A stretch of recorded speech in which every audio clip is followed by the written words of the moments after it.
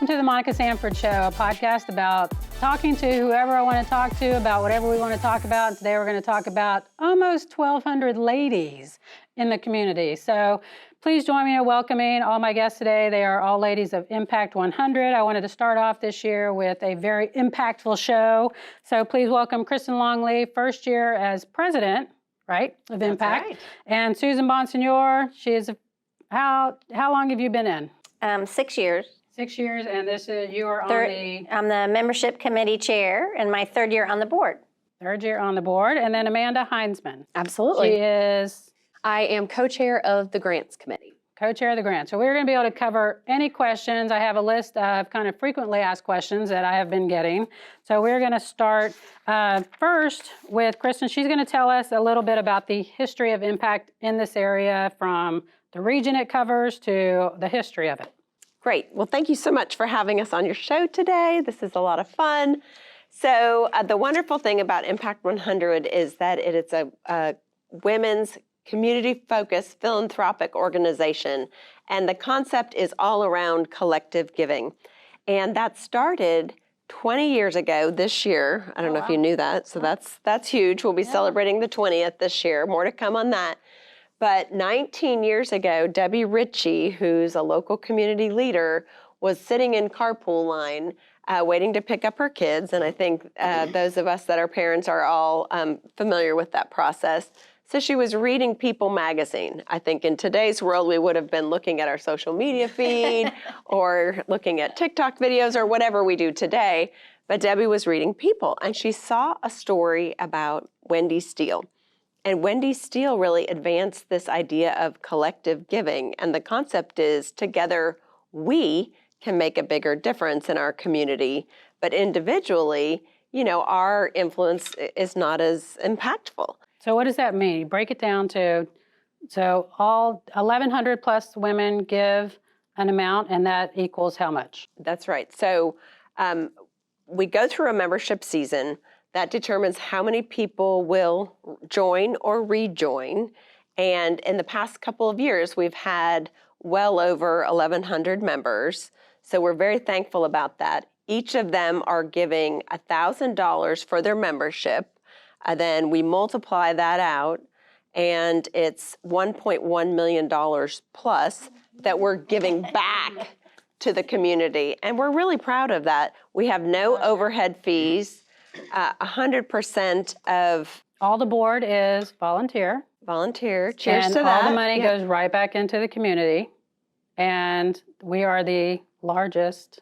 We are the largest Impact 100 organization in the world. And recently we were showcased at an Impact Global event. And I mentioned Wendy Steele. She was the one that first had this idea. And she came to Pensacola to celebrate the global organization's 20th year, which was last year. And basically, we live streamed to 68 different organizations. And Pensacola was featured because we are the largest organization. So y'all had it out at Pensacola Beach? Or where did y'all have it this year? That was at WSRE, because that we could live stream it from there. But the annual meeting is always at Pensacola Beach. So. Cool, well, very cool. We're going to switch to membership here, and we're going to come back to you. But as y'all can tell, I've been a member of Impact 100 now for going on 5 years. I'm always part of the health and wellness committees, and somebody's going to be talking about the committees here soon. But so right now we're going to switch to Susan, and she's going to tell us about the memberships. Yes, and that is one bonus of being an Impact member, is you get to meet wonderful new friends that remain friends forever. And we met at a focus area committee, and I felt like she's my best friend ever since. Yeah. She doesn't call me. But anyway. I text her every 5 minutes. So membership season is from November until the end of February. March 1st is our deadline.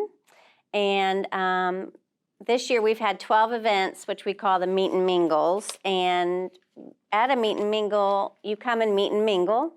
And we have them in the afternoon from 4:30. We have them at lunch, and we have breakfast ones. And you just come as a member, and hopefully you're bringing friends or people that just hear about us and want to learn about Impact. And that was one of my frequently asked questions is, do you have to go with a member or can you go by yourself? Can you just show up? You can just show up because you don't have to be invited, which is a misnomer that we try to fight every year, is you do not need to be invited. You can just send us a check if you want to out of the blue. That's great too.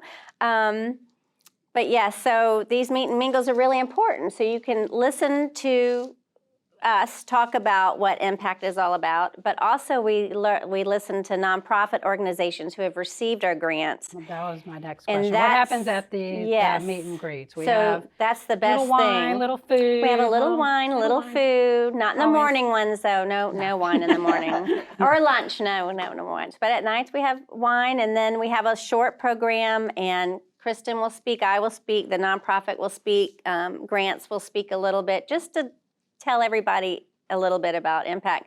And then, like I said, I think the main thing is the nonprofit, because they tell about the impact of their grant and how it has impacted their organization. We're going to come back to that because that is also on one of my things to ask you is, so be thinking of a grant that we gave to someone in a nonprofit and how it changed them and how it not only changed them, because this changes the entire community. Right. So You think about that too. I know, y'all be thinking about a great one there, but also before we move to grants real quick, how many more, you said March 1st was the deadline to sign up. How many more events do we have for everybody? Right. So like starting January 24th, we have 1, 2, 3, 4, 6, and we'll end up February 21st. Opportunity. Yeah, so there's plenty of opportunities, but you'll also be hearing us speak at different organizations too during membership season, like the chamber and there's just many places that we go and speak at organizations too. Very cool. And how far, and I know I thought I was going to ask Kristen this, but how far region-wise, who can come from what counties, what areas? We basically cover Santa Rosa and Escambia County, and that's, especially for our grant season, that's the organization's Go ahead. Yeah, the nonprofit organizations that can apply and receive grants are in Santa Rosa and Escambia County. However, our membership can be from any place in the country. And in fact, I mentioned Wendy Steele. She's a member of our organization. There are folks that are in the military, and you know this, they were stationed here at one point, became a member, knew at some point they were going to come back and retire here or come back and be stationed here. And so they've encourage them to keep their membership and renew. We've had people who in the summer get involved via Zoom. So I think, every organization changed because that of was the the great pandemic. thing about COVID. 2020 and Yeah. COVID. Right. We had so many ladies from around the United States and everywhere come on Zoom that couldn't have come before. Well, we have a member that goes to Hawaii in the summer or whatever, and she's been a member since the beginning, and she's never been able to attend a focus area committee in the summer because they're not here. And that was the first time, like 3 years ago, whatever, that was our first time to enjoy the focus area. So, I mean, that was really cool. So one more thing about membership before we switch to grants, is there an age limit? 18 and older, any woman 18 years and older. And we have multi-generational I know women. many that have their moms in it or they And their daughters. their daughters. Martha Martha Holden. Yeah, both her mom and her daughter were in, and she continues that tradition. I think there's a lot of women. I've already talked to my daughter about joining when she comes. So. And she said, as long as you pay, Mom. I know. She's like, can I graduate first? Oh my God. So, all right, we're going to switch to, you had talked about the grants, and now we're going to talk about the grant committee that you are the chair of. A co-chair. Our chair is Jen Bear. So this is my first year on the board, but I've been a member of Impact for 9 years. So in love with grants. And when our membership season wraps up, we will be going into kind of our grants season. And we like to say that Impact is really kind of a two-sided organization.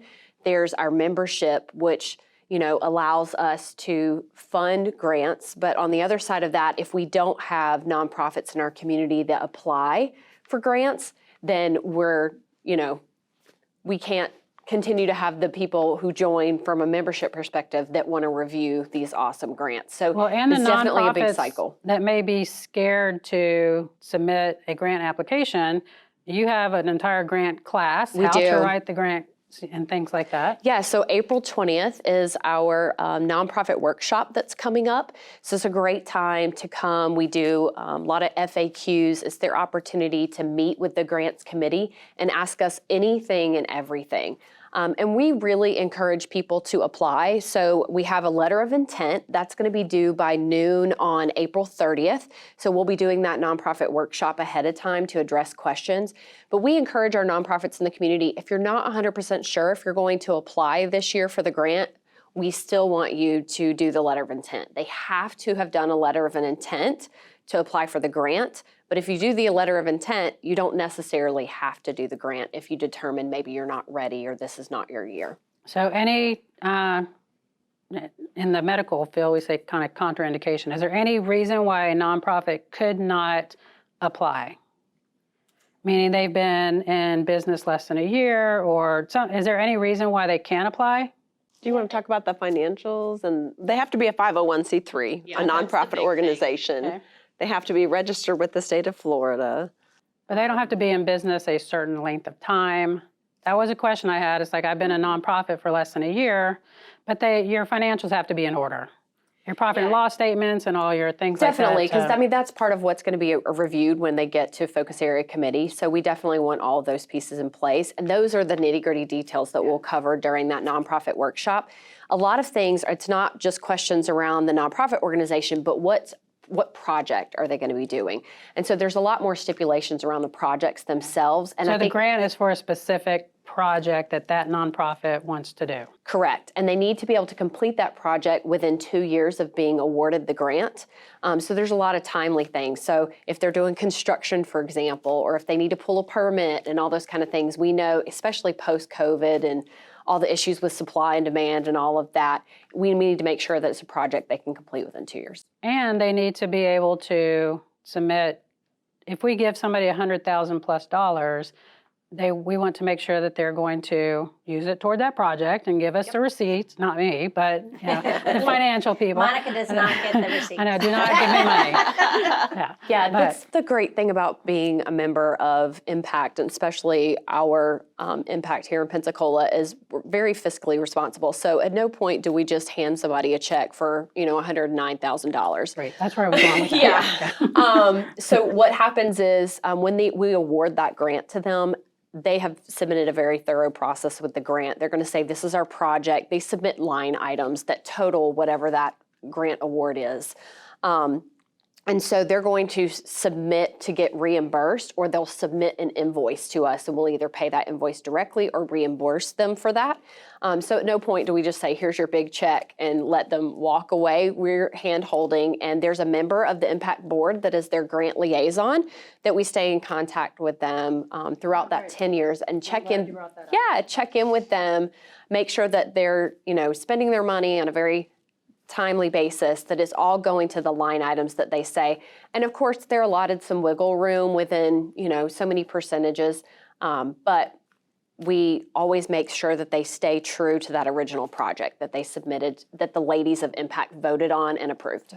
So back to member, or anyone can answer this, I guess, about the committees, different, I was on the Health and Wellness Committee for 3 or 4 years, and you go to, and somebody talk about how, when you're on the committee, what do you do? So first off, we have 5 focus area committees, and I love talking about this because I think, SCI and Quint Studer has done a lot of work on, what does it take to make a thriving community? And we really think about that too as an impact board. So these 5 areas of focus really, we think, help demonstrate that to the community and help us make grants in appropriate areas. So health and wellness, you mentioned, and I think we've all seen the importance of that over the last couple of years. But education, family, arts, culture, and history, and then environment and recreation. So those are the 5 areas of focus. And then our members, after we announce the number of members we have in March, then they can sign up for whichever committee they want to focus on or whichever committee they want to serve on. We don't have a requirement that they serve, but it's an option.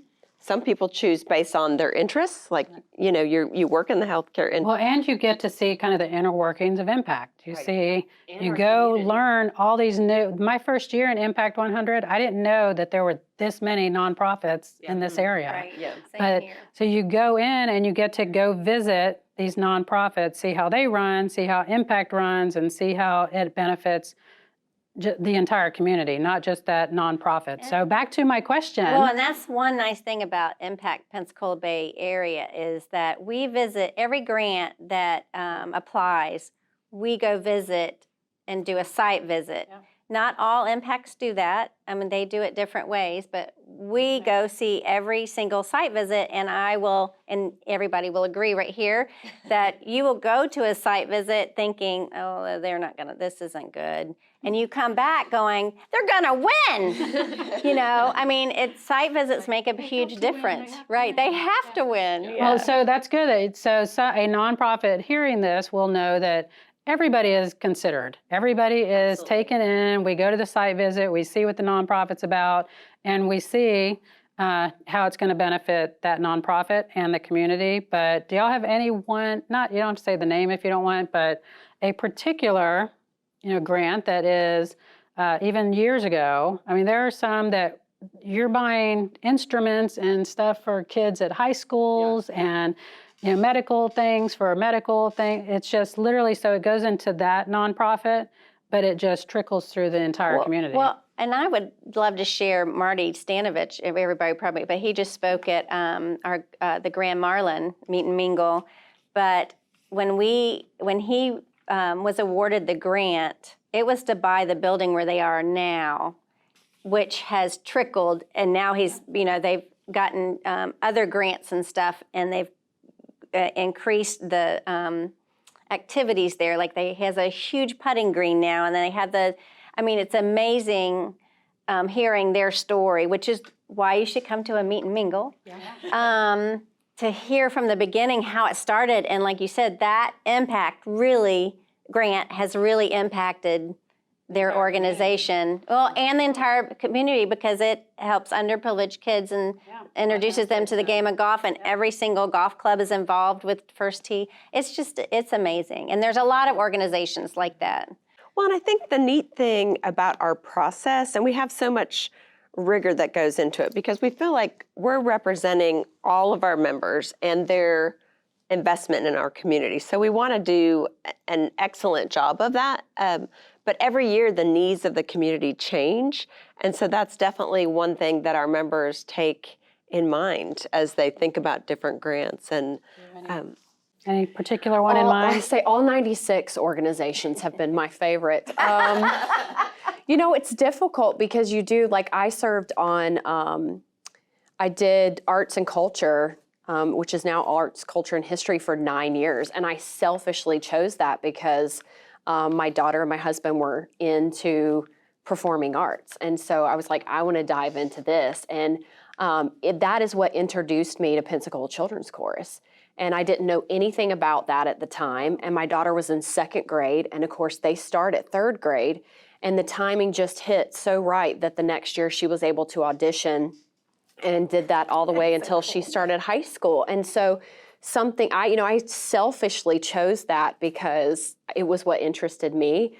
And then 9 years later, I was still doing it. And then now she's a senior in high school. She's graduating and she's going into early childhood education. So this past year, I changed and I did education. Because again, selfishly, that's what I wanted to learn more about in our community. And one of my health care committee one year when I was on, they were in the grant process, and now I volunteer there.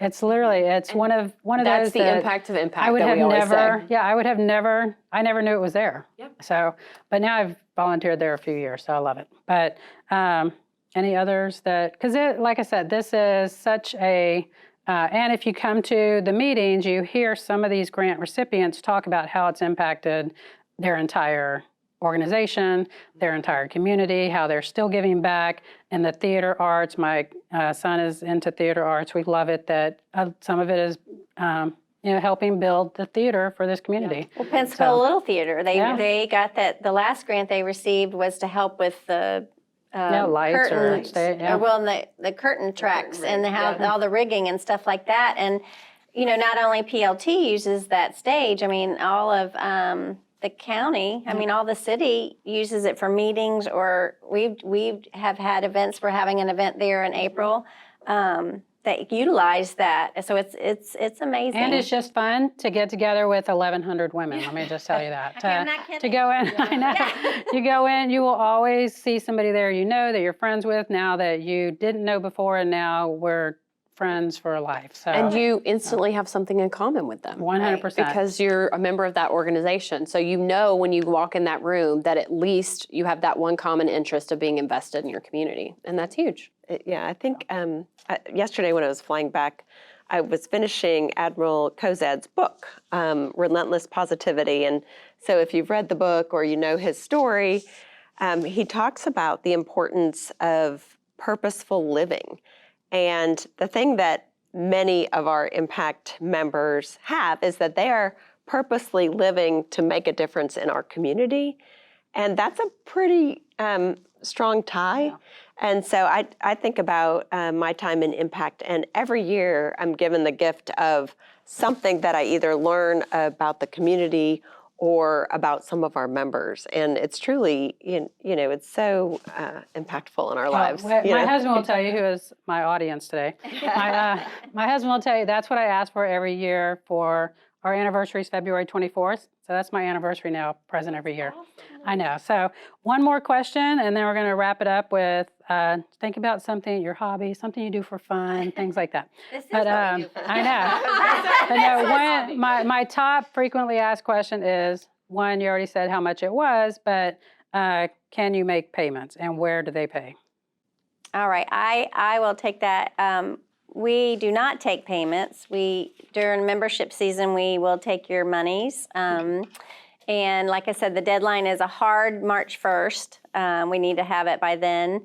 But you can go online to impact100pensacola.org, and you can fill out your membership form there, and you can do an e-check, or you can fill out the form and then send a check, or you can use a credit card, but there's a little fee to that.